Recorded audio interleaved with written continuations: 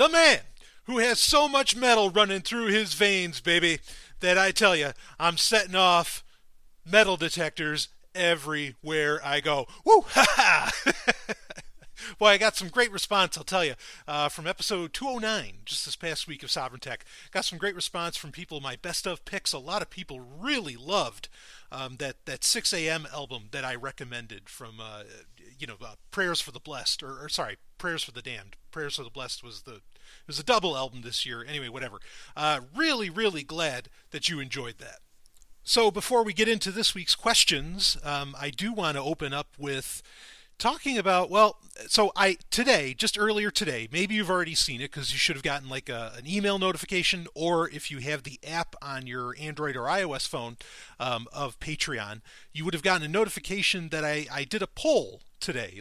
And this is a functionality I think we talked about last week or the week before that Patreon just announced that they allow you to do polls, and it worked smashingly. Like, setting it up was really, really easy. I was very impressed. And the poll was about the segment intros for Sovereign Tech. Now, I'll tell you right now where it stands. Right now, it stands at, so there were four of them. There was four options, and the first option was keep doing the sexy audio theater segment intros as they've been done since episode 75, which they've been done for years. That is the leader right now. That is at 11. Which, I mean, we have 76. Actually, like just minutes before I started recording, we got another a Sovereign Tech patron, and so honored by that. Special shout out to number 75, but but anyway, yeah, just fantastic. So every week we keep adding more people on, and I'm really, really honored by that. So, yeah, there's 11 votes right now for keep doing the sexy audio theater. The second option was do audio theater segment intros, but without the sex. That has no choice, or that has no votes right now. And then the third one is just do the plain segment intros like have been done from the recent episodes, really from episode 200 to episode 209. That has 6 votes, so, yeah, kind of close. And then the last one is remove the segment intros completely and just talk start to finish. That has 1 vote. So 18 votes total there. Right now, keeping the segment intros as is seems to be the direction that, well, at least a few people. I mean, and I'm treating you like executive producers. In fact, once the new website's finished up, maybe I'll create like an executive producer section where, if you want to be mentioned by name that you're an executive producer of the show, you're welcome to be that. Of course, Sovereign Tech has 3 other main producers, Stephanie being one of them, and then 2 others. I think it'd be fun. If you want to do it, if you want to be listed as an executive producer, I know other podcasts do that. It's not like I'm doing anything original there, but that could be very nice. And also, really, I mean, underneath, so on that poll, and feel free to go take it yourself if you like. And I can't see who voted what. I can see how many votes there were, but as far as I can tell, the votes are anonymous. Like, I have nowhere here listed telling me who voted what. However, some people underneath, they made comments about this, and just the comments were phenomenal. Like, your guys, guys and gals, your thoughts on what exactly, what you think about the intros and all that. Because they were, honestly, when I started doing them in episode 75, they were controversial then. Because people emailed me and said, and one of the comments that comes up a lot, and I really understand this one, and this is something I've actually kind of wrestled with myself, is the fact that, yeah, like the sex, like the moaning and all that can really turn people off. Like, it can really, or keeps you from, say, being able to listen to it out loud at work. Some people don't mind, but I totally understand that. I totally sympathize and empathize, with that. So there's the chance that, these sexy intros are actually hurting my growth. Keeping the show from perhaps reaching greater heights. Which, granted, I mean, I'm certainly pleased with the growth it's had during 2016. I mean, it's almost quadrupled in numbers, and that's a lot considering that at the end of 2015 there was already a couple thousand listeners, and then it went up. I mean, more than quadrupled. It went way up beyond that. In fact, I'm starting to have a hard time keeping metrics because of the high listener count. So yeah, but I agree. There is some validity to the idea that perhaps I am turning away a lot of people that would really love the show by with the segment intros missing. And then there's other people who I'll read one here, and this is all if you're a patron, if you're listening to the sound of my voice right now, I am not revealing something secretive to you because since you're a patron, you can see the post and you can see who, what, and and who read exactly what I'm about to read. But here's one. It says, Master Sovereign, this is more difficult than I thought. I chose to keep the sexy audio theater not because I find value in them. So this person voted to keep the sexy audio theater. I can totally do without them and usually skip over them once I'm familiar with them, but because they represent you as a person, it's something you enjoy doing and it imparts a sense of personal taste to the show. I enjoy the counterculture themes of some of the audio theater. The sexy stuff never did it for me, but this is my own struggle with repression talking. Woo! So, and I just want to be real clear here quick. We're going to get into some great questions. We have some big questions to get into that have to do with operating systems and all that, and we'll get, and even seasteading. We're going to get into all of that. So, but I just want to talk about this quick. And then another person said right under that, echoing the last, I formally skipped them once or I normally skip them once I heard them a few times, but it's you and I've eagerly awaited the refresh when I knew they were coming. They are part of the Sovereign Tech universe, and your special audio theater episodes won't be the same without the intros. I would say, though, that I personally can do away with the music at the start, example, Supervillain, although that is just as much you as the intros, and honestly, I just skip. The only reason I bring it up is that it's several minutes long. It might put off potential new listeners who won't give it the benefit of the doubt. Yeah, okay, so to address this one, and these are, like, I love this feedback. I am so honored to get this feedback, for people to take the time and really, I mean, like this is the amount of thought people put in with this show, and I just beyond honored. Yeah, so the new music will actually, I've only been doing kind of these intros recently. I want to make intros a little more unique, and I'm going to probably be playing some kind of like audio clip at the beginning, like I've done, where I played that Cybersex video, or where I played Frank Zappa or something like that. But the music is going to be significantly shorter. It's going to be a very short introduction, like musical piece from now on. I won't, it'll be a rare occasion. It's been commonplace the past few episodes, as in like maybe the past 5, but once the new intros are in, it is going to be like a very short piece of music, and it's going to be, I don't want to say a tamer piece of music, but let's just say, it's not going to have sort of that same level of intensity, perhaps. So anyway, I really like, and there's tons of other great feedback here. So feel free to leave me your feedback. In fact, anytime, leave me feedback on the show. I'd like to know what you think, especially patrons, because like I said, you guys are effectively executive producers, and I really care what you think. Does it mean that what you say is going to end up how it ends up being? No, because it's my show. But I love you. I love all you guys and gals, and please, I want to, I definitely want to know what your thoughts are on with the show. And I don't, I take, I don't take any offense. Understand that too. Is that like, you can be kind of as critical as you want. I'll be fine.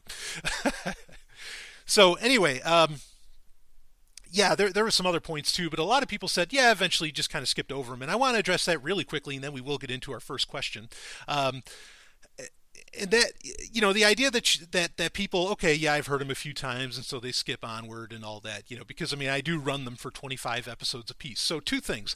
One is that, and I understand that, and that's a totally valid thing to do. I mean, I do that with podcasts I listen to as well.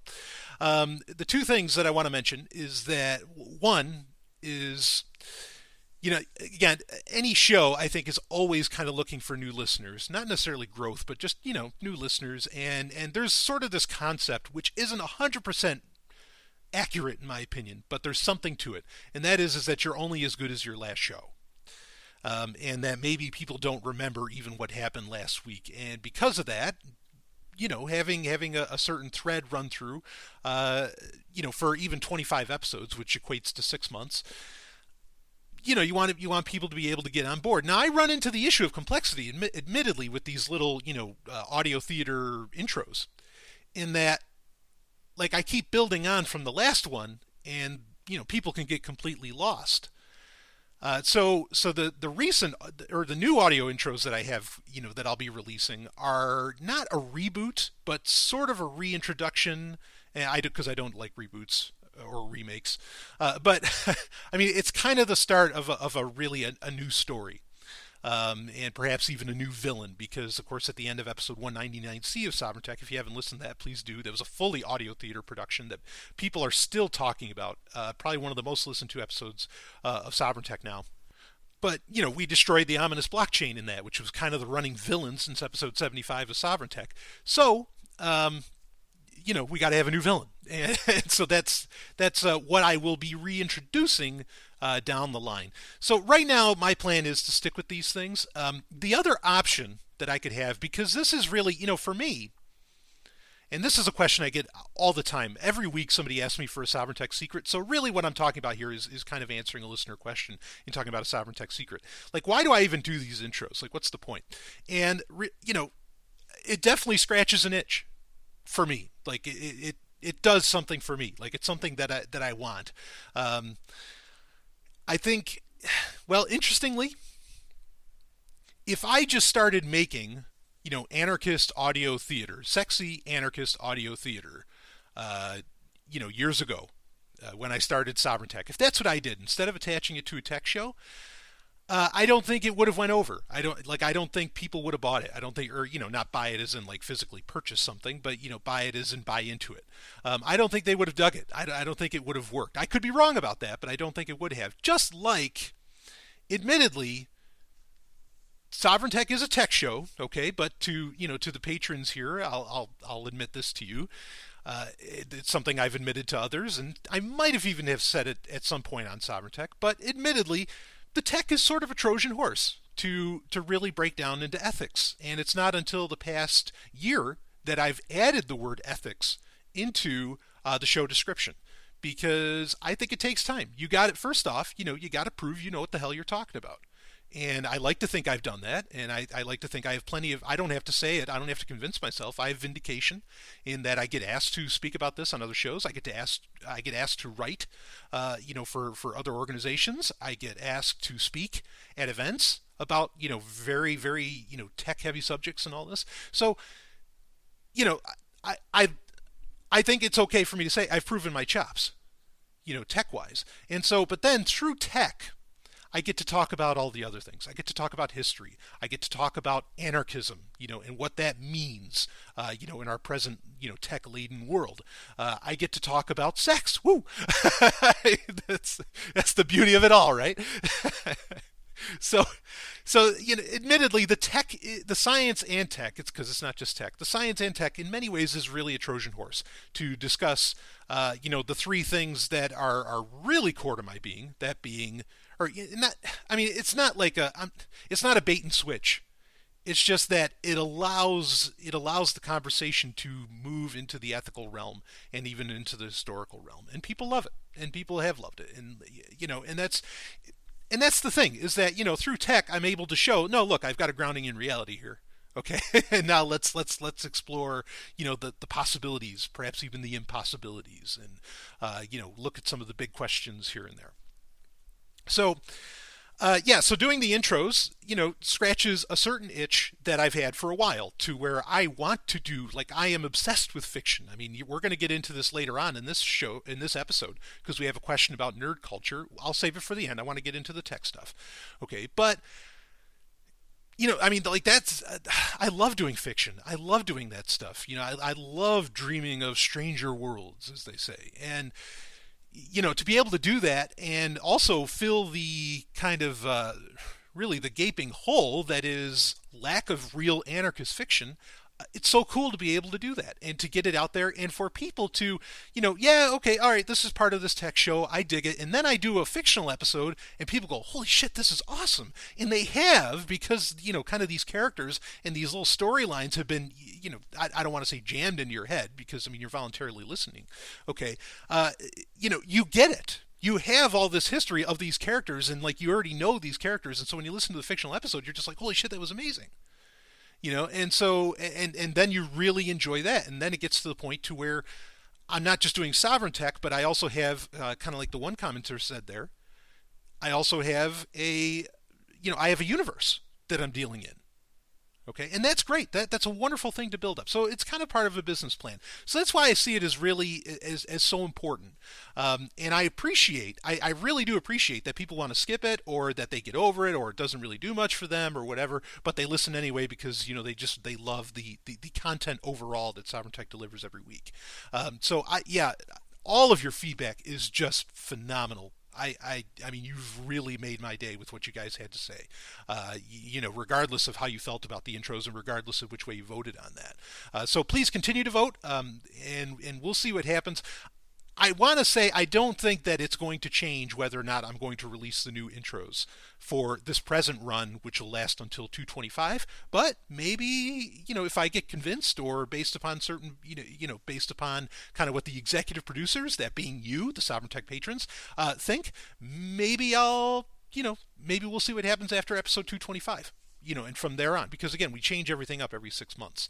Because something I need to do is that, we only have 4 segments now, and I'm testing out to see how that works. But I really miss not having the rest of the segments. I like having kind of the choices of the week and all that, which I'm kind of putting in anyway, after a fashion. But anyway, enough of that. I just spent 15 minutes of your time, talking about that whole thing. But there you go. You get a little shop talk with the Sovereign Tech Q&A. Now let's get into the tech question, shall we? Okay, so the first thing actually isn't necessarily a question, but I just found this. Now, I've seen this, I've known it existed, I just didn't get how fucking amazing it was. And what I'm going to tell you about is an extension, or an add-on, and it's available for Chrome and for Firefox. I am not sure. I know it's not available for Edge. I'm not sure if it's available for Safari. I think it is also available for Opera. Even if it weren't officially available for Opera, with Opera you have the compatibility layer to where you can, or that you can install from the Opera add-on store, that allows you to install Chrome extensions, not Chrome apps, but Chrome extensions. And Vivaldi, of course, can do that. Of course, Vivaldi can actually install Chrome apps, not just add-ons. But this thing is so cool, and it's called Stylish, just how it sounds, Stylish. And Stylish, so this is what it does. It's a very lightweight extension, really lightweight. And in Chrome or Firefox, whichever one you're using, it will, any web page you go to, it allows you to change the kind of the theme of the web page. You can change all the coloring of the web page. For example, if you look at, say on the Android app, or I think it's true on the iOS app as well. If you look on the app for Twitter, okay, on your mobile phone, there's a dark mode, right? Where suddenly it all turns sort of this kind of blue-gray, strange, and then blue lettering, everything, it all inverts to where it's not that eye-piercing white that I can't fucking stand. And you can, when you install Stylish, you can actually install a theme, or you could build it yourself. Or you could, modify it yourself. But you can install a theme that matches the Android, or the mobile app dark mode. And so now I can look at, and it's again, super lightweight. It's not so for Wikipedia, you have that extension WikiWand, right, where it actually changes the feature set and sort of the whole mapping of Wikipedia, and it can be a little slow when you have it set for the really beautiful, quote unquote, beautiful settings, to where it can actually change kind of the functionality. This isn't true at all. This is just an overlay, and it just changes the colors of the site. It's, again, I've noticed no difference in speed of website loads whatsoever for this. But it is great. Suddenly I can look at Twitter and just be like, oh, this is so good. Or even if you went to something like Google Docs. For some of my clients, I have to use Google Docs. And in Google Docs, it makes you can pick a theme, okay, or again, you could configure it yourself. But most of these have people have already made themes over the years, and they keep updating them, of course, as these websites update as well, that you can just install, and you can kind of click on it from the Stylish menu, or I think it's userstyles.org is the website where it has a nice search feature where you can just click search, and it will it'll bring up, if you type in Twitter, it'll bring up all the themes that have been made for Twitter. And it doesn't just have to be dark modes. I mean, it could be anything. But with Google Docs, there's a great one where suddenly everything is dark. But the nice thing is that it's not actually changing the formatting, say, of the document. So when I make something purple or whatever in the document, or whatever I do in it, the other person is just going to see Google Docs as they always have. It just kind of inverts the color. Now I know there's always been extensions. In fact, Google made one themselves for Chrome. I remember that just like inverts the colors. This is not that. This is literally remapping the colors, and it is just so great. Like Facebook, all black. It's so great. And I mean, like, just so many sites. Amazon, all black. I mean, even SoundCloud. In fact, SoundCloud's where it's gorgeous. There's this dark theme for SoundCloud that you can install, and oh man, what an eye saver. Because I can't stand it. I never ever want bright white sites. They drive me fucking nuts. The Patreon's theme that I found, those weren't so great. And you kind of want to go with the themes, because some of these websites are so like content rich that it takes time to really modify a website to look the way you want it, or to look to where it's totally usable. There's even one for all the Kinja sites, like IO9, Lifehacker, and all that, to where it will affect all of those at once. That's pretty nice too. So I mean, just a great fucking extension. One of the best. I mean, like I talked about it on social media, and I said it was like this fucking changed my life.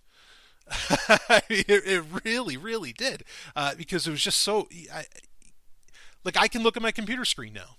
I mean, and kudos to say Windows 10 and some others, and I've actually always loved how Ubuntu always really had kind of a dark theme, really throughout its history, or it's offered it for some time. Let's put it that way.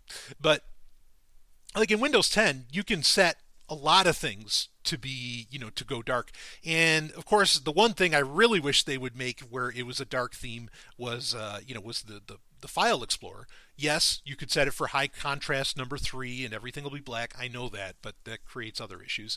But yeah, I mean, this was just really, really nice. Like I'm just super impressed. And this will be, anytime I'm doing a browser configuration, this will be one of the first extensions or add-ons that I install. I mean, just like that. I am not going to waste any time, because the internet looks so much better with it. Oh hell. Yeah. So I mean, and most of the major websites, do have it. I will caveat. So I haven't found a good theme if you use OneDrive, if you are in the Microsoft's kind of Office 365 universe online, like if you use OneNote online, or if you use OneDrive, or if you use Outlook, like the Outlook.com particularly. It doesn't do that great a job, especially because the way Office 365 is so tightly integrated. It does a great job with Outlook.com, but then when you switch over to OneDrive, it's totally fucked, because it all thinks that it's the same thing. So if you're big on Microsoft services, you might want to either make your own, or I don't know, wait and see, I guess, what happens with all of this. It's really something. I mean, but because goddamn, I mean, I love it. I can't stop talking about it. I've been telling everybody, install this, and it's even, I know that it's also available, because one of the first things with Android devices, and actually with iOS devices now too, I think it's a good idea. Like, what is it? Focus? Is that the privacy browser for iOS? That what I've seen of it looks really great.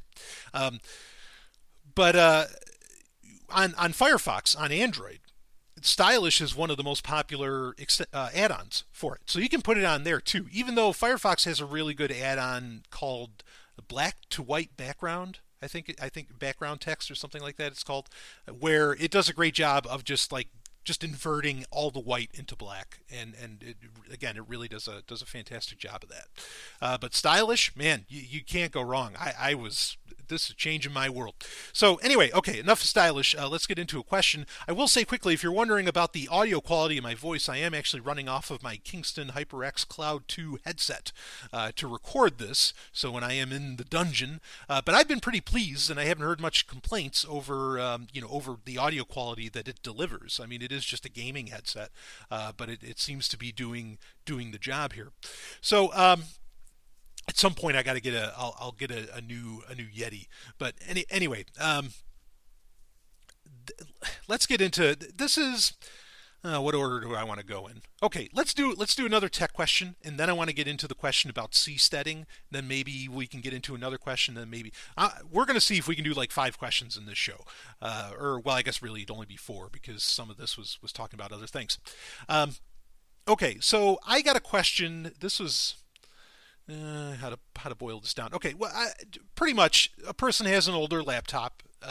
We don't have to really get into the specifics on that, but they're wanting a modern, more modern OS, desktop OS to run on it, and yeah, so and they're okay, yeah. So just reading here, it's just talking about how like Ubuntu, kind of what I was talking about earlier. Like Ubuntu seems pretty like resource heavy, and it's actually slowing the machine down and really not able to get anything done.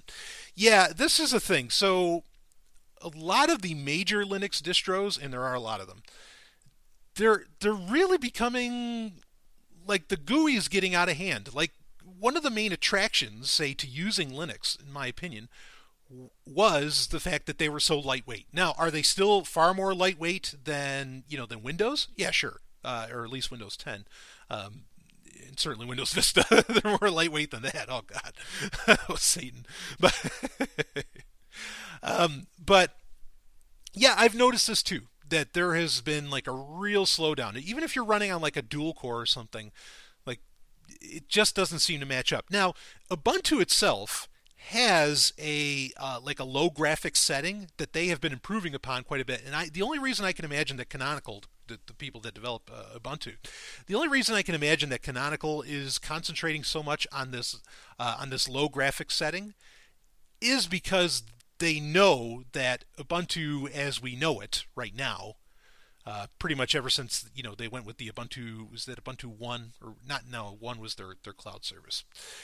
Pretty much ever since they left GNOME kind of behind. Now you can install GNOME, you can install LXDE on Ubuntu, and it can solve a lot of those problems. But if you're just looking for that raw, just raw Ubuntu, they're creating like this low graphics mode, and I think it's because they know that regular Ubuntu is becoming really intensive graphically.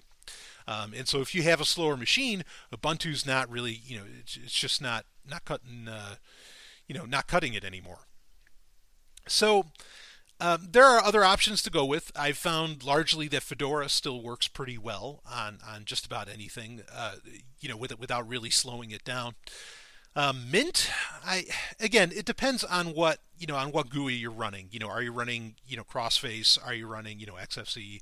Are you running LXDE? Which one are you going with? Are you doing GNOME? I mean, or Cinnamon, right? That's another one. Depending on which one you're going with, you're going to end up with different results. Now, but if you just want to install out of the box and let something rock and roll, I think I could certainly appreciate the desire to do that. So my recommendation, if you have really older hardware, and what was described was pretty older hardware, there's 2 options here. One is Triskel, which is one of my favorite, next to Cubes OS, is probably one of my favorite operating systems. Triskel is a version of Ubuntu, really stripped down, and it's done by the Free Software Foundation, which I am a member of. And I can't sing its praises enough. I think it's a very, very nice, very lightweight, very lean and mean, and of course everything is guaranteed to be open source, which that has its ups and downs depending on what you want to do with the computer. I think it's a net positive, but some people want to do other things. So Triskel is a good option to look into from the Free Software Foundation, and you can find Triskel. You can just go to fsf.org to find that. Or another one, which is kind of a new entry into this whole foray, and this might shock you, is Pixel OS. Now, Pixel itself is kind of an acronym. It stands for Pi, as in Raspberry Pi, Pi Improved X Windows Environment. So I don't know where exactly the L went, but anyway, that's Pixel OS. And Pixel OS is, yes, it is designed to be a kind of a next level operating system for Raspberry Pis, but it's so full featured. It actually works on a Mac. It can work on just about any PC out there. So it's really not just for Raspberry Pis, but it is so lightweight that it could run on a Raspberry Pi. So that's kind of your base metric, right? Is that, well, okay, can this run on much older hardware? Oh, hell yeah. If it can run on a Raspberry Pi, it should be able to run on anything, right? Kind of like Ubuntu Mate, which that's another one. Ubuntu Mate is a good choice. That's what I run on my Raspberry Pi. Uh, I have a Pi 3, if you're wondering specifically. So Pixel OS, now I put a link in the show notes for how to go about installing Pixel OS on a PC or Mac. And I've done it.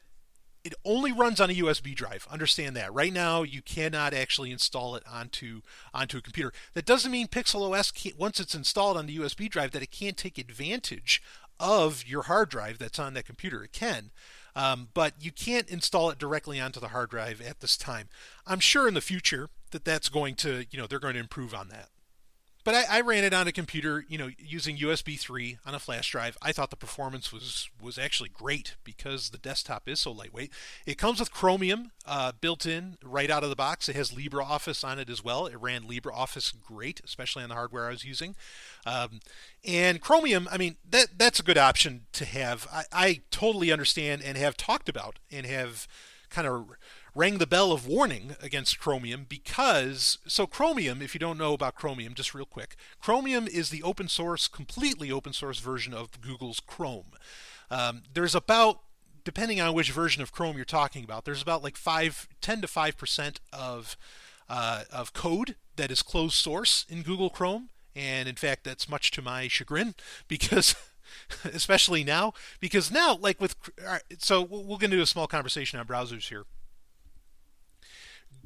Google Chrome, like my tack on Sovereign Tech for some years has been stop using Google Chrome.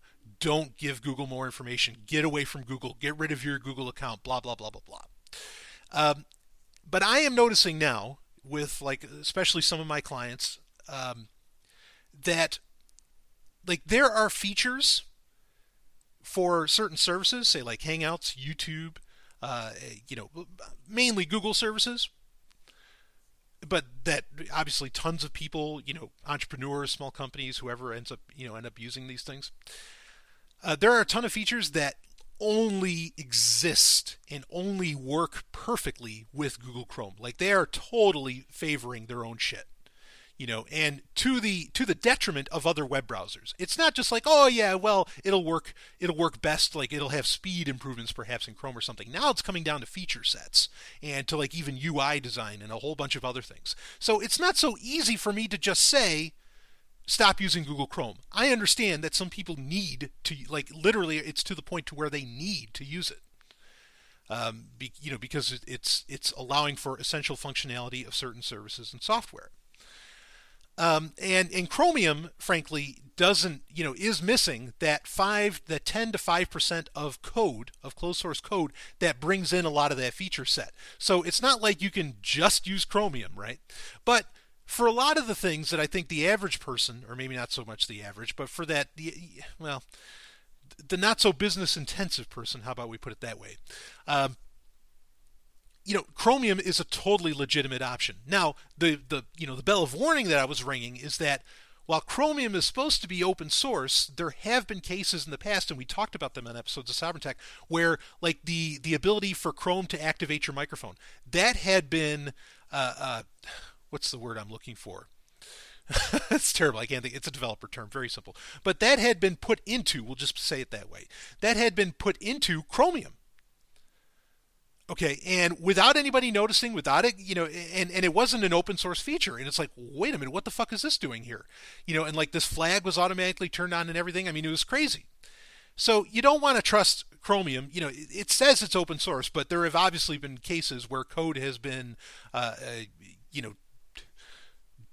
brought down into Chromium that, boy, it's terrible. I can't think of that word. That's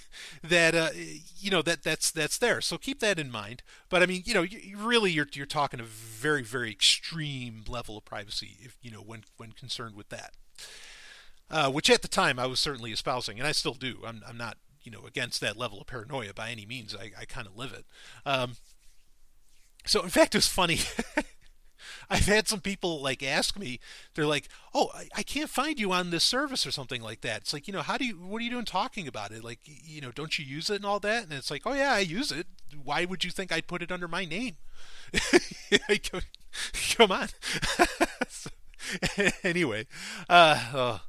so so it has Chromium built into it, and that can be nice because especially if you're running, because what this will allow for is there's a lot of great, because with Chromium you can still run Chrome apps, like you could run the Signal desktop app.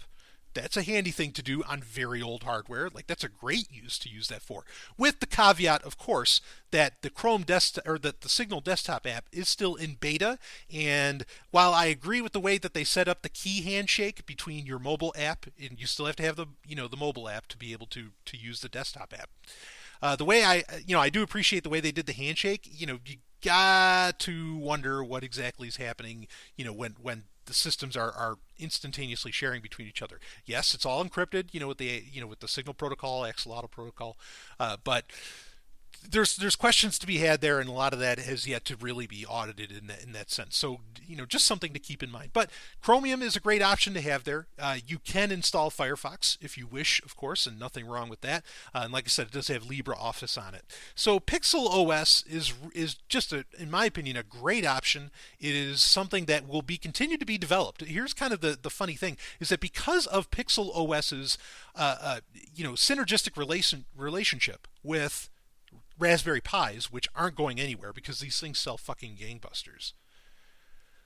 You have an OS that is going to be continually updated, because of its association with this hardware that just keeps coming out.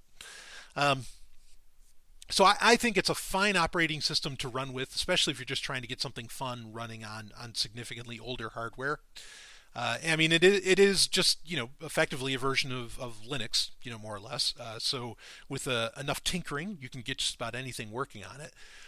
And yeah, I was very pleased. I installed it and I was like, wow, this is pretty damn slick. Way better than Raspbian. It's definitely Pixel OS is a move in the right direction for the Raspberry Pi team. So you can take advantage of that. Just pop it on a USB drive. If you got you probably only have USB 2.0, but again, Pixel OS is so light.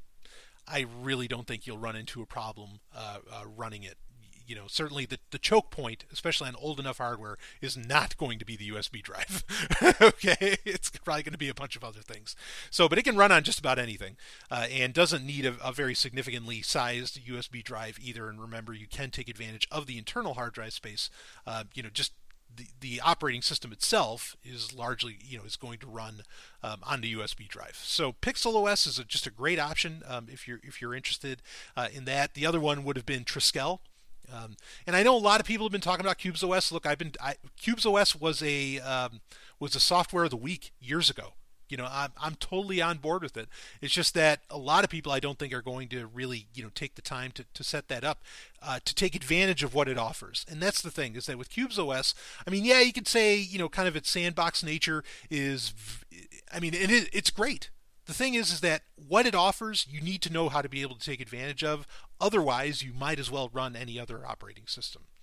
Okay, so if you want to rock CubesOS, which can also run on pretty light hardware, depending on how you have it set up, you can, but just understand that if you want to run that, know how to run that. Deep dive into what that is offering you, because it's very special. It's kind of unique. I agree. It's the most secure operating system out there. I have no argument. I don't argue against that. I argue for it. Just understand that it takes a little bit of a different way of thinking, to get into using it. So Triskel or Pixel OS, I think, are both great options for older hardware. So, all right, let's get into the next question here. I'll do the Seasteading question. Okay, so I'll read it. Hey, Brian, it's been a while since because there's a very nice compliment here, and I want to thank for that. Hey, Brian, it's been a while since I wrote, but I want you to know I still listen to everything you and Stephanie put out. Woo! Baby, I am honored, because that's a lot of shit. I especially appreciate your discussion of ethical hedonism a few weeks ago. It really clarified how you balance a sense of integrity within a community while still following your heart and making yourself happy. awesome. I'm also interested in, by the way, if you want to know, if you are a new patron and you're curious what this person's talking about, the ethical hedonism episode, I think, was Patreon episode 36. It was a Q&A episode. And I would also recommend that Patreon episode 35, which that at the end of that I talked about Max Stirner and libertarianism, which those kind of play off of each other really nicely, those two conversations. In fact, I've been tempted to release them as a YouTube video. I just haven't had the time to set that up yet. But yeah, so episode 36, or Patreon episode 36 of Sovereign Tech, is where I talked about the ethical hedonism, and then 35, you might want to listen to episode 35 first, just so you can kind of see where I'm coming from as well. Okay. I'm also interested in what you have to say about seasteading, since I am interested in trying life on the ocean in a few years when I leave this community in the mountains. Really, though, I just wrote to remind you that I still value what you do. Thanks.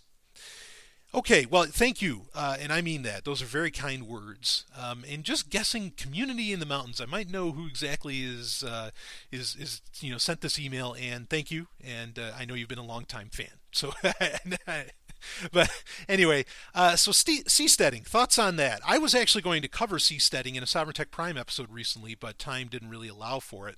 And what I was going to cover is because pretty much seasteading is turning into like Peter Thiel and some of these other Silicon Valley bigwigs are interested in seasteading to create effectively another Silicon Valley, but one that is not hindered by the laws of the United States. Now that abstract idea in itself could be seen as a good and a bad thing. It can be seen as a good thing because then they are not beholden, perhaps, to kind of the laws that require companies based out of the U.S. with servers to hand over all of that server data and thus client customer data. That could be, that makes a ton of sense, right? To want to do that, to where you get away from the laws, and a bunch, taxes, a whole bunch of crazy regulation and all that. Well, all regulation is crazy. Just to get away from that. I totally understand that. Now, on the bad side is that they could be wanting to get away from all of that regulation. Not to say that I approve of the regulation. I'm an anarchist. Please don't misunderstand me.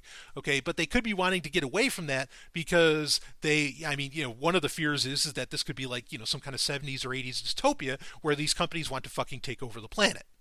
Right, and they need to get out of the legal way that is holding, out of the regulatory system that's holding them back, and then they can create all the, they can do their own little technological island of Dr. Moreau. So that's where they're, you could, depending on your outlook on life, on your worldview, that could be seen as, very bad.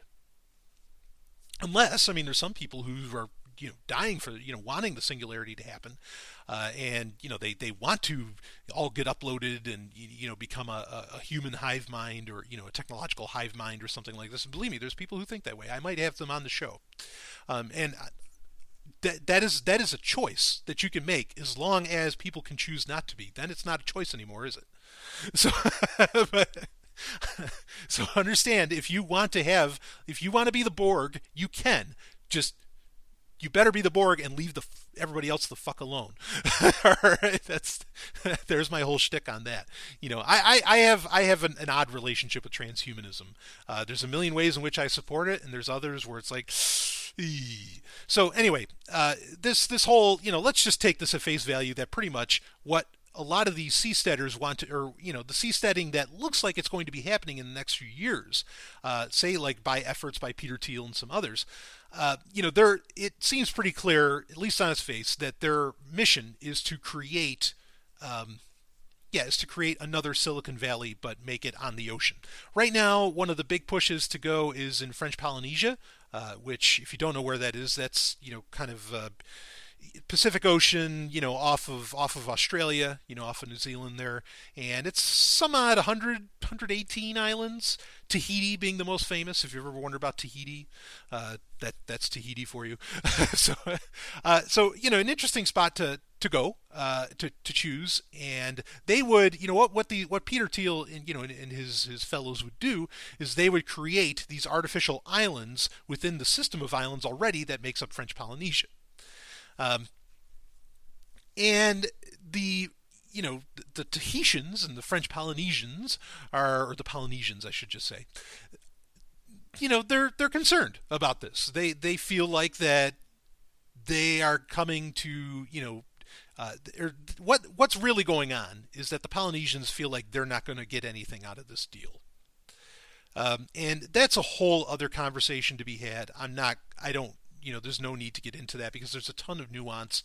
There's all this. So, but the point being is that seasteading is likely going to be a thing. Wherever it ends up happening, it's likely going to be a thing. And one of the things, and I don't like to do this usually, but one of the things I'll agree with Peter Thiel on is that, yes, I think that seasteading is an inevitability. Like, it's going to happen. You can't, in fact, it's not just going to happen, it has to happen. There is no way we're not going to colonize effectively. You can have problems with that term, that's fine. That we're not going to colonize the ocean in one shape or other. If it's going to be, underwater colonies, or if it's going to be, seasteading where it's on top. There's just no way that that's not going to happen. Okay, not unless there was some kind of terrible nuclear winter and 90% of the human species died. There's no way that seasteading and colonizing the oceans isn't going to be a thing. In fact, our machines are really already doing it. And for example, something we talked about probably about a year ago on Sovereign Tech was how Microsoft is, I think, probably off the coast of Oregon, I guess. They are, if I remember right, maybe it was Maine, but I think it was Oregon, where they're testing out underwater server farms at that.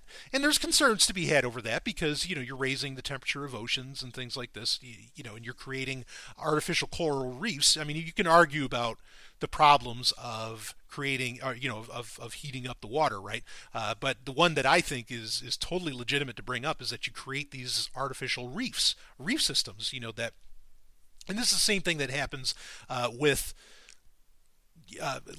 wind power, farms, wind farms getting set out to sea, is that it's this huge line of them, and so it creates this new reef system, and it completely changes,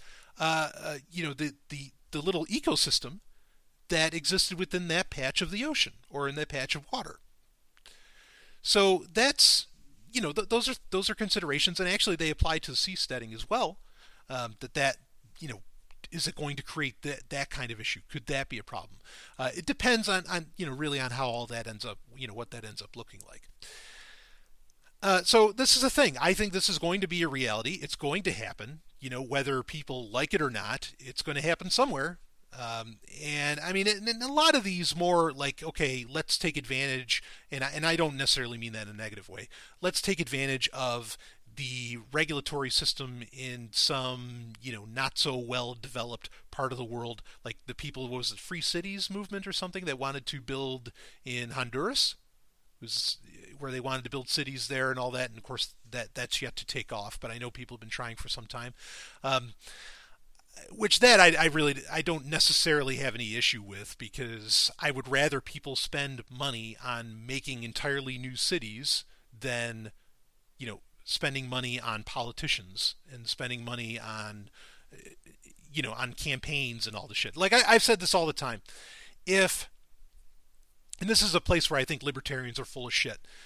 When you consider, like say with Ron Paul, okay, when you consider how much money was donated to his super PACs and his PACs, and committees and all this, you could have taken those millions and millions of dollars. You could have bought an entire city in the United States. You could have bought a whole county, and you could set up the laws how you want. You would have far more direct control and the ability to create more, say, liberty within a geographic space than you would ever as the President of the United States. It was horseshit that all that money was spent on trying to become a president. You could say, well, it's priceless in that it educated so many people. Okay, I get that argument, but there's still, I think, much better ways to spend that money. And buying out, I mean, there's literally entire cities for sale in the United States for under $500,000. For the price of a house, you could buy a city. Yeah, it's going to cost a lot to run it. Well, again, we're talking millions of dollars here. You could have done it. And if you brought in businesses and said, hey, we're not going to zone, we're not going to do, it's going to be like Houston, Texas or something. I mean, it could have been great. Quote unquote, great. So, oh, God, that drives me nuts when people waste so much money on politics. Anyway, So I'm getting off topic. Seasteading is going to be a thing. What are my thoughts on it overall? My general thoughts on seasteading. I mean, I think it's legit. Again, I have concerns if the seasteading is going to like somehow base itself, like create some kind of a tether to the ocean underneath and sort of run into that. Like I do.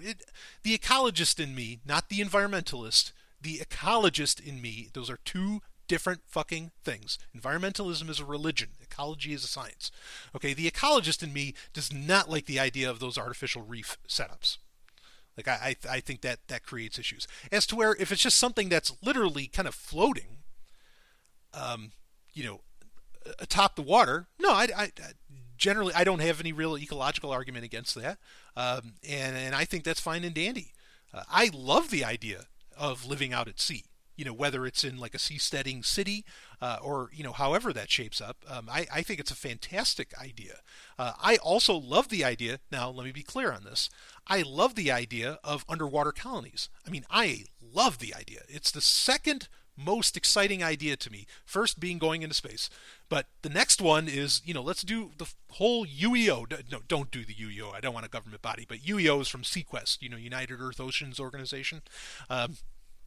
Where they had these entire underwater colonies. Now, the thing to understand with that is that you want to build these as close to the seafloor as possible. You want to build them, like, obviously right onto the seafloor when you do these underwater colonies, because that way you're not doing that reef system again. You go deep and you put it right to the floor. There's people have thought this stuff out. This is, these are ideas that have been around for decades at least, and they have figured out, okay, what is the way to have the least ecological impact, and those are things worthy of consideration. I don't think environmentalism. Look, you can tell when you're talking to an environmentalist. All right, you can see the religion in their eyes, but ecology, again, super legit. There are real concerns that, under some definitions, you could call environmental. But take them under consideration. So seasteading, it's a great idea. Again, yes, eventually you're going to want to have people living, outside of the available land. And I like the idea of there being grand vistas of land that are largely untouched by human beings. I don't want it to be by federal mandate, which it is now largely, but I like that idea. And if building out on the ocean, is a way to solve that, fucking awesome. I know some people could kind of make the argument, kind of the Atlantis argument, but what if there was a continent there before? You're not really creating an artificial reef if there was a continent there before, and nature changes things all the time, so what if it's an artificial reef or if it's a natural reef, blah, blah, blah, blah, blah. Yeah, I really, yep, I understand that. I get that argument. However, it's up to personal choice to decide whether or not you think that your plan can match thousands, if not millions, of years of evolution and of natural systems. Which that's where I don't like central planners. That's where I get very concerned. And not to say that seasteading has to be centrally planned. It could be it could definitely be decentralized. But I think it's really legit. Now, why are they even bothering to attach to another country, like say French Polynesia? Like, why is that a thing? Why are seasteaders trying to attach to another country? Part of that is that, well, you want to have some. I don't know all of the reasons, but part of them is that you want some connection to where you can be getting supplies and to where you already have trade routes, to where you're not, or supply routes, I guess I should say more accurately, to where you're not just in the middle of fucking nowhere, in international waters, and how it's going to cost you just way too much, way more than any tax system on planet Earth to get supplies to where you are. Because we're not at the point, and there's been a lot of different groups. Was it the Sea Lions?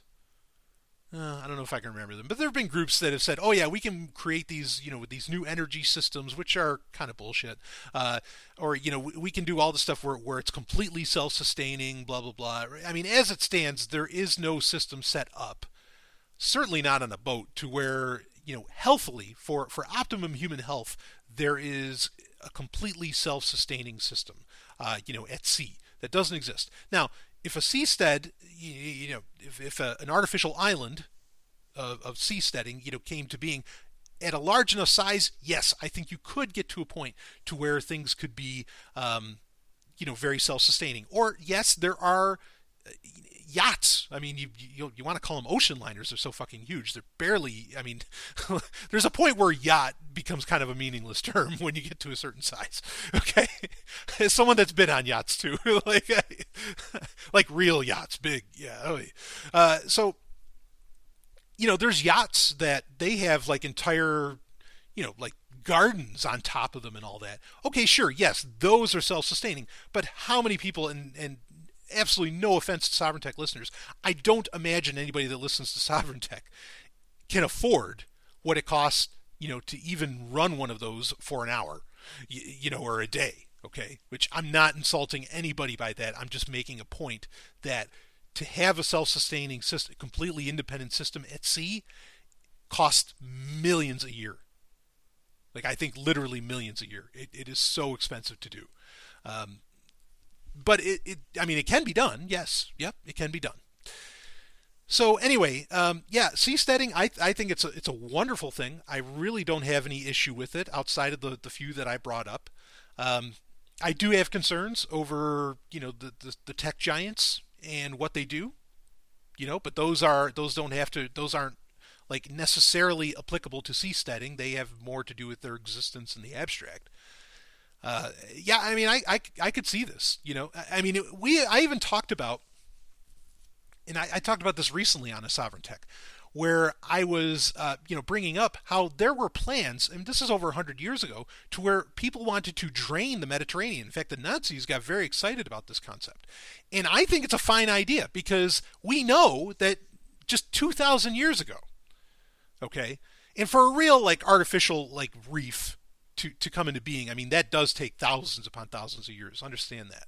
Okay, but, just a couple thousand years ago, all right, backtracking. In the Mediterranean, in the, underwater in the Mediterranean, there are literally hundreds of cities. Cities that once were obviously dry. Okay, and so the Mediterranean hasn't been the Mediterranean as it was for very long. And so, I have no issue with the idea of kind of draining the Mediterranean and even doing that in other parts of the planet. Like that actually doesn't really stand against ecology. In fact, it almost supports it. I'm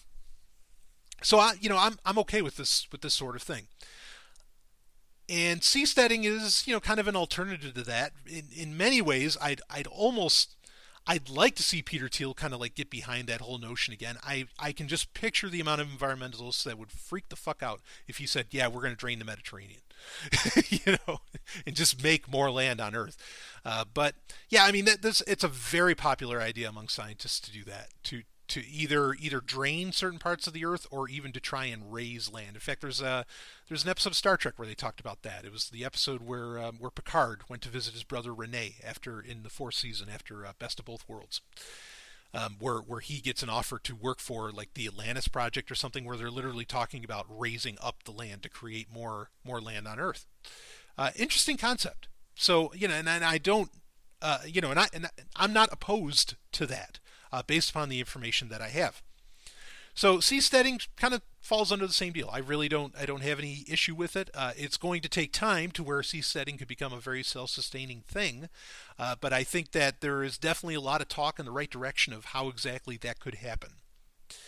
And as far as, like I said, I don't really want to get into that. Like, well, what about, the Polynesians are concerned, should we listen to their concerns and all this? Not that I think anybody, that's a huge subject. I'm not going to go into that. I'm just saying that some of their concerns might not be unjustified. Because,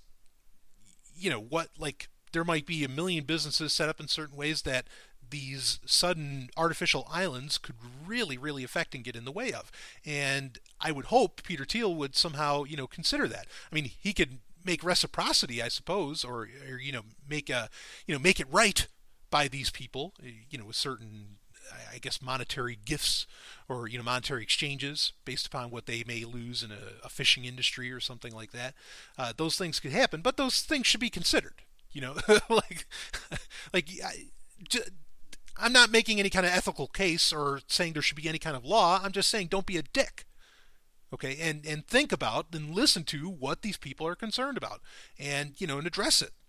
So that's it. Anyway, okay, talking about being a dick. uh, I got one question here I'm going to answer very quickly. I get asked this a lot, and then I have one that I'm going to deep dive into, hopefully for just 10 minutes, because I don't like these shows to be much longer than an hour, the Q&A episodes anyway. So the question was, do you ever see yourself, and this was sent to me in an email, very basic, do you ever see yourself leaving Facebook entirely? Yes, I absolutely do see myself doing that in the future. Do I see myself doing it right now? No. Just because I do have clients and there are other reasons of contact that I pretty much have to have a Facebook right now. And like, I wish it wasn't that way. And as I've said I think I talked about this in previous Q&As where we were talking about the question of could something supersede Facebook?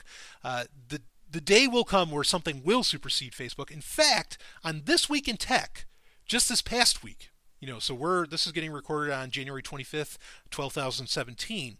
So just this past Sunday, they had, a couple dynamite things were said.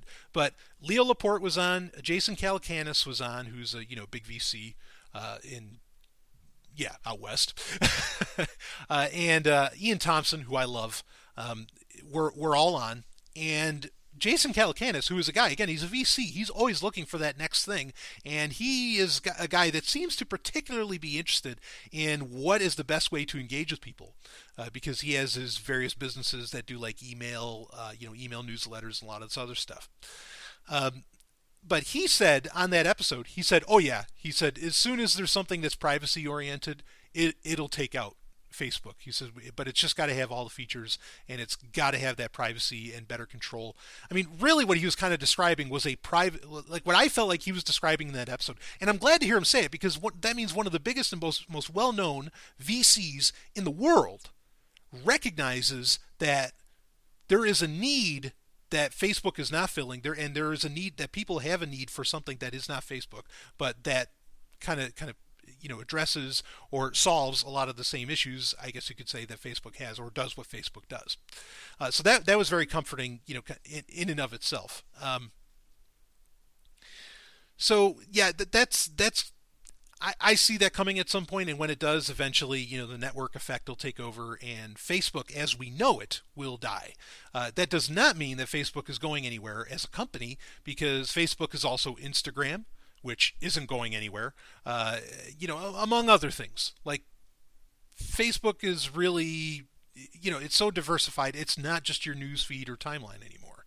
I don't know that Messenger would go anywhere. In fact, that's something I've been theorizing for a while, is that really Messenger is where they're putting all of their effort, and that's where they expect to make their money in the future, because that's where the most new features are coming out.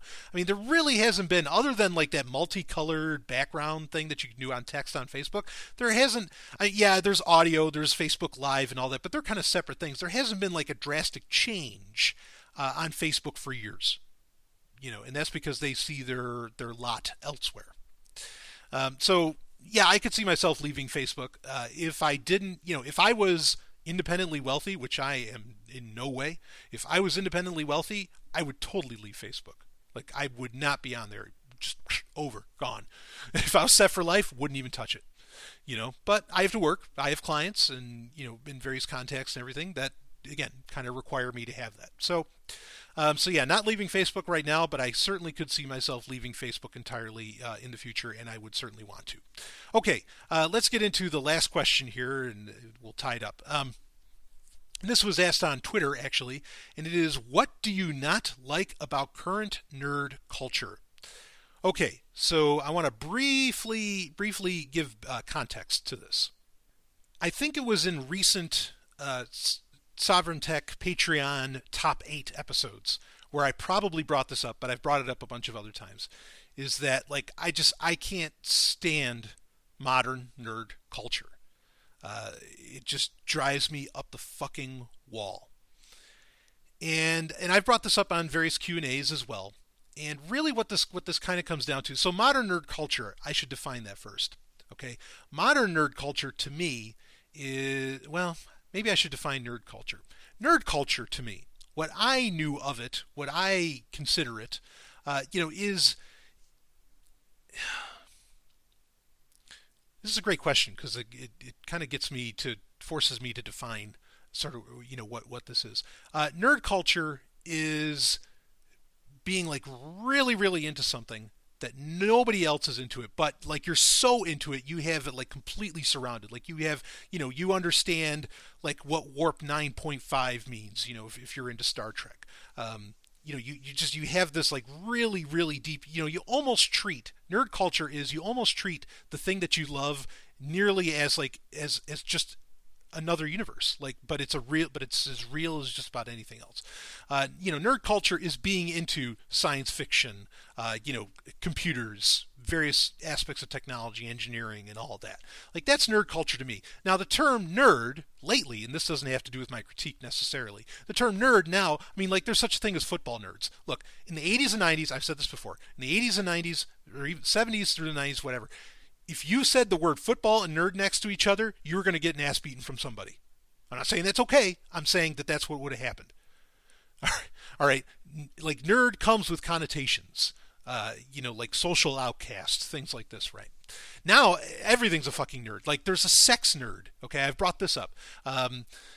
There's a podcast called Sex Nerd Sandra. I do not recommend listening to it. I used to listen to it. I do not recommend listening to it anymore. It is just off. It is batshit insane. It is off the wall in what it espouses, in my opinion. But the reason I started listening to it, I was listening to it on the Nerdist Network. Okay, Chris Hardwick, who I've met. I've hung out with Chris Hardwick. Whatever. I'm not gonna. Well, stories I could tell on that. Okay.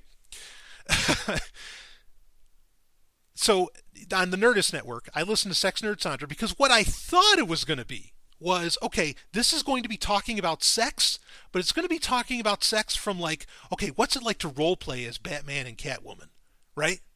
Like I thought it was a combination of nerd subjects like comic books, science fiction, fantasy, and all that, and computers and engineering and everything, and combining that with sex. That's not what it was. What it was is that she's just, quote unquote, really nerdy about sex, meaning that like she really deep dives into the various aspects of sexuality. There's nothing wrong with that. But when I hear the word nerd, that's not what I think. Right? Like now it's just, okay, apply nerd to something to mean that you know a lot about it. And so that is an annoyance. That's not really what I'm talking about when I was bringing up the fact that I get annoyed by nerd culture now. But that is certainly an aspect that annoys the fuck out of me. Is that word nerd means nothing now. Same with geek. Geek falls under, somehow geek became synonymous with nerd. Some people prefer one over the other. Whatever. Okay, that's not an argument I'm going to have. But like geek just means the same thing. Is that you're really knowledgeable about the subject. Okay, so if that's what those terms mean now for most people, fine, whatever, rock and roll, you do that, okay, and there you go. But now within the, say, franchises, within the subjects, within the genres, within the venues that I attribute to, I guess what I could almost call, and I hate to use this term, but traditional nerds, okay, as in being into science fiction, fantasy, even horror, computers, engineering, all of that.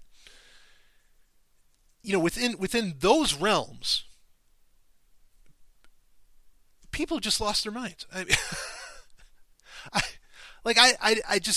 don't understand. Like it seems like there's not even. And this is something I know I talked about recently in a Q&A, was the difference between the term fan and superfan. Like apparently now, to define the word nerd, now I kind of have to say, and even then, I guess this sort of fits in with what it means, but like, people seem to be fans of fucking everything. Like now being into science fiction, not weird at all. Is that a good thing? Yeah, that's good.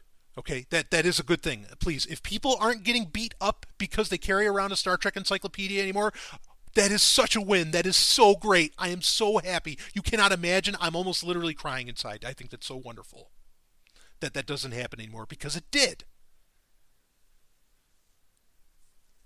But here's the thing, is that everybody's into this stuff now, but nobody seems to be a super fan. Nobody seems to like really fucking be into it.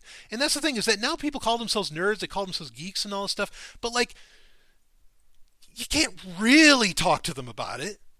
You get what I'm saying? Like, I mean, you can't like really dive deep and like and talk about it, kind of like what I was just saying earlier, where you treat these things almost like they're just another reality, but they are a reality that that you apply and that you have fun discussing the merits and the intricacies and hypocrisies of.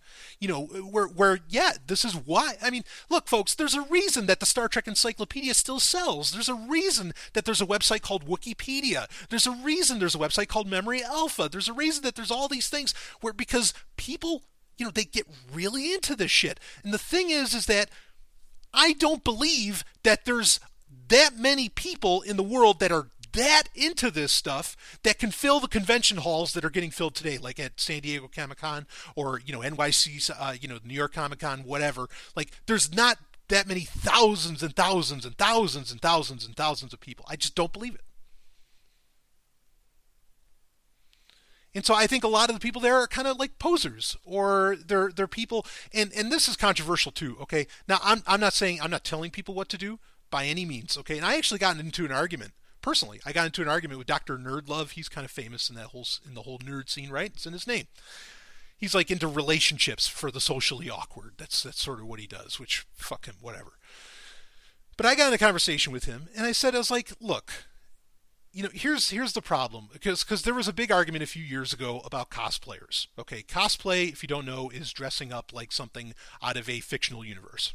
Pretty much, that's a very simple, non-nuanced definition of what cosplay is. And there's people who are like, look, I'm sick. There was people complaining, saying, I'm sick of these cosplayers who are just there for the oodles, and they don't. And it's similar complaints to booth babes. These people who don't know anything about the subject that they are putting on display, be it an actual product like booth babes, or be it dressing up like Chun-Li from Street Fighter, at San Diego Comic-Con, right? And he's like, well, who are you to tell these women what to do? Blah blah blah. I mean, like he unleashed on these people, and I was like, hold on. Understand is that like when you walk into these doors, when you pay the price of admission to go into a convention, okay, and not that this is a new problem, this is a problem back in the 90s, okay, that's why there's a lot of little conventions like ReaderCon and some others that are still such a huge deal, because people want to go where they know people know what the fuck they're talking about, okay, but so not a new situation, but it's definitely come to fore as late, or at least it's on camera now. Okay, but when you pay the price of admission to go into one of these events, okay, I think you have an expectation, and it's not an unfair one because it's in the fucking title of the event. It says Comic-Con, or it says Star Trek Creation Event, or whatever the fuck it says, okay? You have an expectation that the people in there are going to actually know something about the fucking subject that's put on display. Do they have to know? No, of course they don't. But is it okay to be disappointed that people don't have a goddamn clue about what the hell you're passionate about and that you laid good money down about, to show up and what supposedly the event, in the goddamn name of the event, is all about? Yeah, they got it. They have some legitimacy there. That's not to insult the women. They're beautiful. They're doing wonderful things, and they're expressing an art form, and I think that's fucking fantastic and rock and roll. I wouldn't knock you for a second for doing it, okay? But here's the thing. Like, if people were doing that and they were just taking like little Instagram pictures, or they were just, and it's not just women cosplayers. There's men cosplayers too that fall prey to, I guess, to the same kind of situation. If they were just doing it in their home, who'd give a shit? What are you going to do? You're going to tell people what to do in their home? How to act and dress in their home? That's crazy. But the thing is that they go to these events, they get adulation at these events, and they're posers. They don't really care. They have no idea they probably don't even know, or at least maybe after 2009 they did. They probably didn't even know what Lieutenant Uhura's first name was. It's Nyota. What does Uhura mean? Freedom. I don't know Swahili, but I fucking know Star Trek. So, not that there needs to be some kind of priesthood telling people who and what, and creating some kind of hierarchical structure where, you passed the IQ test, you're good, and you can come in and all that stuff. Not that at all. But you're laying down, I mean, these events are being billed and sold and advertised to you as being, we understand your passion, come and gather with us. But when you get in there, the people that get all the attention, the people that get, all the adulation, the people that get from the event itself, not even from necessarily all the nerds, and I say that nicely, as a compliment, walking around, they just get it, from the event organizers and whatever else, and it's such shit. Like, nerddom really became big business, and that sucks because it became completely inauthentic. One of the most amazing things to me is a company like, for example, a company like Funko Pop. Okay, Funko Pop, they create these pop vinyl figures. They make a whole bunch of different type of figures. Okay, and they had this, idea to make kind of cute little science fiction things, which, whatever. I mean, that's a whole other subject that I have a problem with modern nerd culture, is that what used to be cool in collectibles was either for it to be super fine art, like little pewter versions, Pewter, little pewter versions, say, of Buck Rogers' ray gun or something, right? Like really, really high quality, just stunning because, well, anyway, you'd have that, or it would be something that more accurately mimics the props or the uniforms or whatever you see in the franchise that you love. And so you get to kind of at least mentally role play it when you look at that upon your desk or upon your mantle or shelf, whatever. Okay. That used to be kind of the collectible thing. Okay. And now, fuck, I mean, this is a whole other thing, because now, Jesus, the part where I finally snapped about nerd culture today was seeing a woman. I'm sure she's a very nice woman, and I mean no insult towards her, none. Okay, this is not against her. She got tons of press. She was wearing a dress that was made to look like the TARDIS. In fact, she could even kind of open it up, and you'd sort of see the inside of the TARDIS. I mean, it's clever. I get it. I respect the artwork, all the way. But come on. like what does that do for anything? Like, that doesn't, it's not really, like, to me, it's not adding to the lore, and it's not like what would have been cool is, okay, make a TARDIS in your backyard, fucking awesome. But instead, you're turning the TARDIS into cookie jars and and dresses, or you're turning the Enterprise into pizza cutters, and yes, those exist. Or you're turning warp nacelles into fucking shit. Chopsticks. I mean, not, it's just to the point of, like, exploitation and just ridiculousness. And this is a problem I have with here's my defense for cosplayers, okay, is that I get annoyed by the people that constantly, like they do remixes of, like, say they'll do, what's an example? I don't know. They'll do, like, Hawaiian Stormtrooper, like Hawaiian Party Stormtrooper or something. And really, what that's all about is you're just, you're making an outfit that doesn't have to match what the universe created with precision. So I feel like you're kind of lazy. That may not be true 100% across the board, but a lot of times in cosplayers, you know it's true. I'm not going to say it's true across the board, but it's true. I mean, like, the right way to do it, if you want to do something kind of unique, well, do like all the Mandalorian armies do for Star Wars, where they create all of their own armor, but they have very set rules that are like, that match up with the with the canon, with the Star Wars canon. That, okay, we're going to make it within this, right? We're going to follow, kind of within the set guideline. And it's your opportunity, and that was always the beauty of the conventions. It was your opportunity to let your freak out, not to market it, not to advertise it, not to bastardize it into something, but to be able to express it. Express what you love about it. And it feels like that's all gone. And I know, I remember Harlan telling me about this, that, I mean, he was talking about this 30 years ago, or, well, not 30, but, 20 years ago. And he was saying, he's like, look, we know that the convention scene has been for lack of a term, has been infiltrated. Like, it's all big business now. It's not really by fans for fans any longer. And the only way you get to a good one is you got to go to these little ones that have been running for, decades now. So that's what pisses me off. And because, yeah, I mean, and it's a matter of taste, certainly to some degree. Value is subjective. I never really argue against that. But there's it's a miracle that The Expanse is such a hit. The show The Expanse, because it's such hard science fiction. It is a miracle that that's a hit. It may be a hit because people are so tired of the humdrum, try to appeal to everybody, kind of science fiction and fantasy that's out there now. It's so bad, and it brings in all these people again that just don't have the intellectual stamina that used to be required to to even last a second at a science fiction convention. And that's another thing too.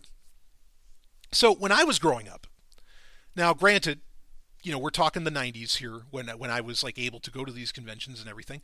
Some of the old guard, some of the guys that started going to the first science fiction conventions, or even some of the great authors or the great creators were still alive, and they would still go to the conventions and everything. And they wouldn't give you, and I'm not saying that this is right, I'm just saying, they wouldn't give you the time of fucking day if you never read The Demolished Man by Alfred Bester. If you didn't read books by James motherfucking Blish, and every time I mention his name, I say motherfucking in the middle because he's a god. Okay, if you didn't read books by James motherfucking Blish, what the hell are you doing in this room with me? I'm not saying that as me. I understand why people don't read James Blish. I'm just saying that's how this old guard kind of felt, of nerddom and at these conventions and everything. Okay, so for me, as a very young and impressionable man, I'm like, oh, okay, I got to know my history. I got to know my shit. If I want to keep up with the big boys, if I want to go to dinner with Harlan Ellison, I got to know what I'm talking about. And today, I mean, first off, total sympathy, total empathy to people. You can't know, right? You can't know everything. You cannot possibly watch every science fiction show that's out there today. It's crazy. And what chalks up as science fiction. I mean, I'm not even getting into fantasy. What counts as science fiction today is that's such a low fucking bar. It's why even try anyway. Okay, and thank you, Sci-Fi Channel. Your fault. I'm glad you're trying to remedy this with The Expanse. But you can't watch it all. I understand that. So you can't expect everybody to have read everything. There was a time where science fiction was so strange that, I mean, you could have read every science fiction book that came out in a year, and you could have done it and still had plenty of time to do other things. That's totally not possible anymore. But that's kind of a problem too. Is that back in the day, science fiction was the how to put this. The entertainment companies knew you were reaching a very strange audience. You knew you weren't going to get everybody. You were not going to get Star Wars. You're not going to do Star Wars numbers, but you might get a little bit because there's obviously this audience out there that is batshit crazy about Star Wars. Even though we're not going to get the people that say that just passingly watch Star Wars once maybe or something. Okay, so the entertainment companies knew this. Somewhere along the line, and I don't know when exactly it happened, but somewhere along the line, they just kind of figured out that, okay, if we just remove this element, if we don't mention so much science, if we dumb it down just enough and don't actually have any real consequences on the line, don't have anybody die, don't have there be maybe anything too sexual or something like this, that you can you can market the Avengers to everybody. And that's exactly what happened. And so that's a problem too with today's nerd culture, is that so much of the shit that comes out that's supposed to be nerdy is mass marketed, and it's produced for the masses. It's not produced for, the more intellectual folk. Not that that has anything to do with genetics or IQ. I'm not saying that. I'm just saying that there's people who have made their pursuits intellectual. And there's so little entertainment for them. Probably one of the best, I mean, The Martian, amazingly, was actually pretty good for that. Somehow that just worked. And probably the reason everybody went to go see it is because Matt Damon was in it. Whatever. Okay. But, really the last, really fucking great science fiction movie that I saw was what? Europa Report? which I reviewed on Sovereign Tech, like really great. Where it's like, yeah, you've got to be a super fan. You've got to be a real goddamn nerd to love this. And it was great. But they knew what they were reaching for, right? They're like, yeah, this isn't going to catch everybody, but there's a niche out there and we want to hit it. And they did. And they did a damn great. That's such a goddamn good movie. So that's a problem too, is that now supposedly, I mean, maybe this is the core of it all, is that now there's, nerddom used to be about various niches. And in fact, even within nerddom, like I said, it did get to the point, even when I was growing up, it kind of got to the point where you couldn't really see everything. You couldn't pay attention to everything, especially around the planet. Okay. Yeah, maybe everybody watched SG1 and goddamn right they did. But some of the other stuff, maybe you couldn't get into, right? Like maybe you didn't get to see Blake 7 because it was so goddamn hard to get it in the United States. Okay, fine. But then that was kind of the fun of it too, is that you could walk around almost like a mystic, and you had this great knowledge of a show that not many other people got to see, and you got to connect, and people were so thirsty, for more science fiction and for more of the goods, that they listened. And you had this amazing connection over something that couldn't really offend anybody because it didn't have a whole bunch about politics, religion, or whatever else. Not to say that some of these shows weren't political. So yeah, and then I walk around all the time, especially this is just a product of age, and I'm only 35, but it's a product of age where I listen to you hear people say, "Oh, wasn't that awesome when it did, when this person did this, blah blah blah," and or the fact that like everybody watches Game of Thrones. Look, if Game of Thrones came out in the 90s, you would have been fucking picked on. You would have gotten your ass beat in school because you were into something that had dragons in it. And yet the same people that would have beaten my ass, okay, or at least tried to, back in the 90s, now they get to be into it? That sucks.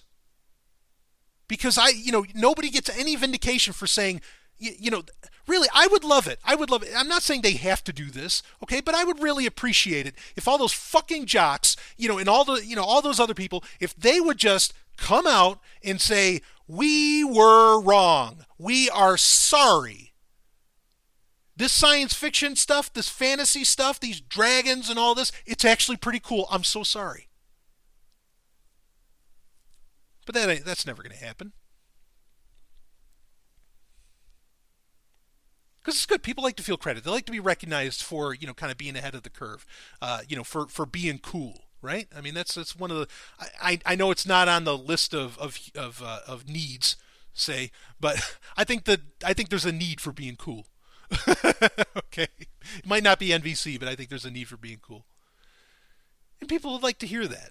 So obviously, I'm expressing some degree of also the fact, that I had a somewhat traumatic childhood, which in large part had to do with my association and my identification with science fiction and fantasy and a lot of this, nerd stuff.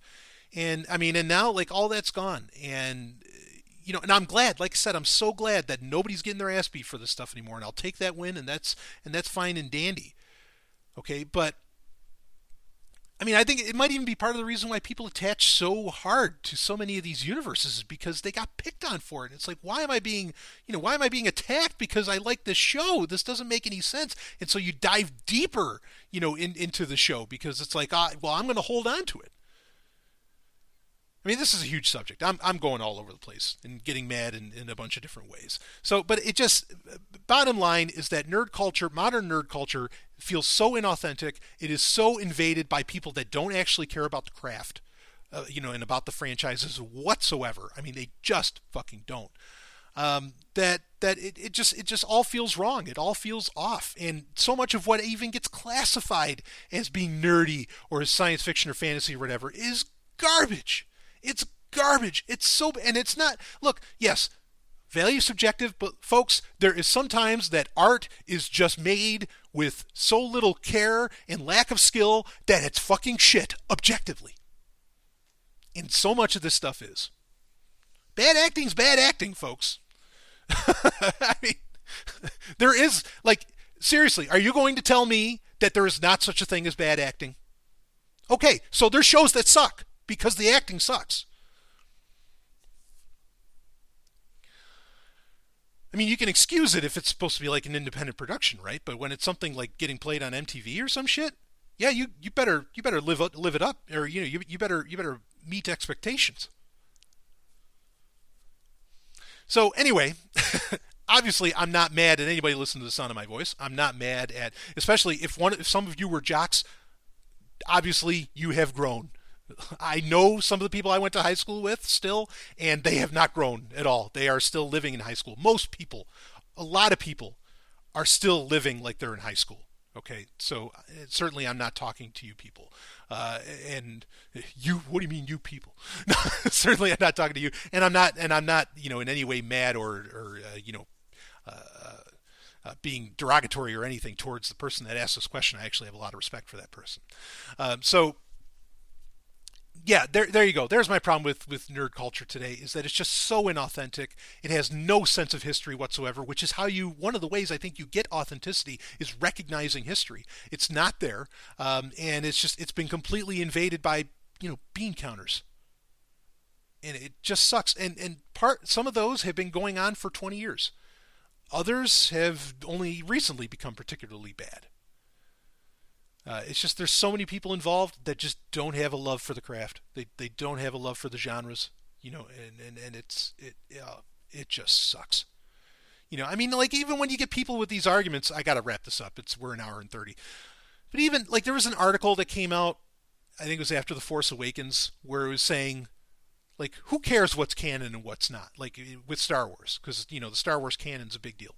And this article is making this case. It's like, well, you're a bunch of assholes walking around like priests, thinking that you have all the control of all the knowledge and everything. If somebody wants, something to be a part of the Star Wars universe, they can. And it's like, no, shut the fuck up. No, that's not how it works. Okay, these are shared experiences, and we want to have grounding within a shared experience of this fictional reality.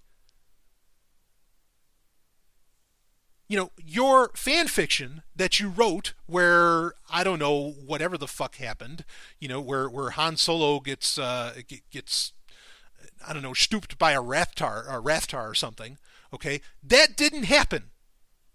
There is a difference. Okay, I don't have to recognize that happened. That's great. You want to write that stuff? Look, I write fan fiction all the time. I write sexy shit constantly. Okay, there's nothing wrong with that. Do it, but don't pretend. I mean, you can try, like, it's fun. I do this, where, like, I try to make sure that it can still fit within the canon, because someday, who knows? But it's not canon, right? And no one else is going to share that experience with you, and that's one of the beauties of nerd culture, was that these were shared experiences that we could have, and we could get together in very special places, very special times of the year, and we could do it. And that's what got everybody so excited. That's why everybody was so passionate. About Star Trek, about Star Wars, about comic books, and about all this, is because we could share it with each other. We could have actual genuine human connection. Even if it was something that was total bullshit, it was still human connection. And baby, when it came to the hotel rooms at DragonCon and wherever else, that's as genuine a human connection as you can get. And I mean, I'm telling you, and with more than one human. And people that were pretending to not be. Woo! And it was a great time. Oh, the days. The days. Anyway. All right. That's enough for this week. So I hope I answered the question. If you have more, please feel free to ask about that. And don't confuse, or understand my passion, and don't confuse it for insult. Okay? I mean, I'm definitely insulting the bean counters and some other, elements within what comprises nerd culture today, but certainly not listeners, and certainly not our regular convention goers and all that, and people that love Star Wars and Star Trek. I mean, you don't have to know everything about this stuff. I mean, who has the time to know all of that? Of course, I understand that, but just like respecting that it's there, I think is really key, and most people don't even bother to respect that it's there. To understand that it's a part of it, right? So anyway, there we go. Thank you for respecting me. I hope you understand I respect the hell out of you, especially for being a Sovereign Tech patron. Thank you so much every week, and I love all the new people that come on board. It just means the world to me, and hopefully you don't think I'm too insane after listening to this episode. So that's it. I got a new Sex and Science Hour coming out this week. I do plan on having the CES special come out this week. and maybe a couple other things. We'll see how that ends up working out. I might have to be on location this weekend. So there it is. Woo! And of course, obviously, episode 210 of Sovereign Tech will be out on Saturday. I'll see you on the other side.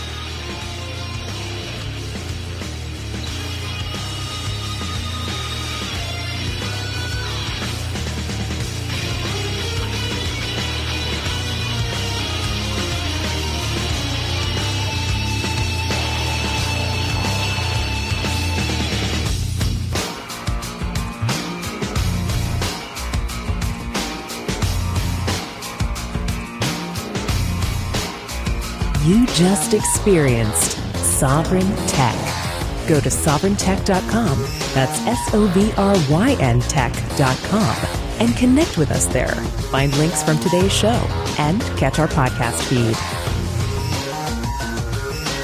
Sovereign Tech is copy heart. Copying art is an act of love, and love is not subject to law. So please share the show however you like. Welcome to the evolution.